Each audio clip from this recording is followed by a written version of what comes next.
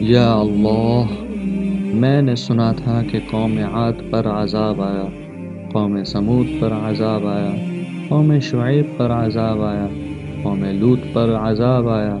یا اللہ، تو نے فرعون کو غرق کیا، قارون کو غرق کیا، نمرود کو غرق کیا۔ یا اللہ، تو آج ہم مظلوموں کی بھی فریاد سن لے میرے مالک و مولا، اور فرشتوں کے ذریعے شام کے مسلمانوں کی مدد فرما۔ یا اللہ، تو وہ فرماتا ہے کہ اے میرے بندے مجھ سے مانگ، میں تیری فریاد سنوں گا اور اسے منظور کروں گا۔ میرے رب، ہم گناہ گار تجھ سے تیرے دین اور تیرے دین سے منسلک مسلمان عالم کی خیر و عافیت مانگتے ہیں۔ میرے مولا، اپنی بات کی حیا فرما کر ہم گناہ گاروں کی، سیاکاروں کی، بدکاروں کی، ناعاقبت اندیشوں کی سن لے۔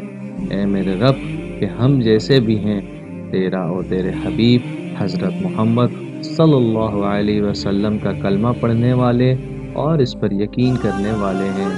میرے ربا، ہماری فریاد سن لے۔ یا اللہ، اے پوری کائنات کے مالک، شام کے مسلمانوں کی حفاظت فرما۔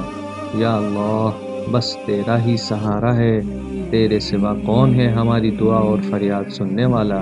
یا اللہ، ان لوگوں کو تباہ و برباد کر دے میرے مولا، جو تیرے پیارے نبی حضرت محمد صلی اللہ علیہ وسلم کی امت کے دشمن ہیں۔ آمین ثم آمین۔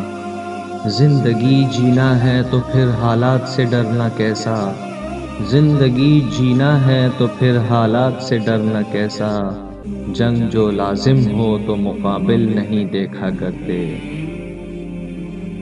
اگر آپ کو ہماری یہ ویڈیو اچھی لگے تو اسے لائک ضرور کیجیے گا اور چینل کو سبسکرائب کیجیے گا، تاکہ اس طرح کی مزید ویڈیوز آپ کو مل سکیں۔ تب تک کے لیے اپنے ہوسٹ سوشل ٹیوٹر کو اجازت دیں۔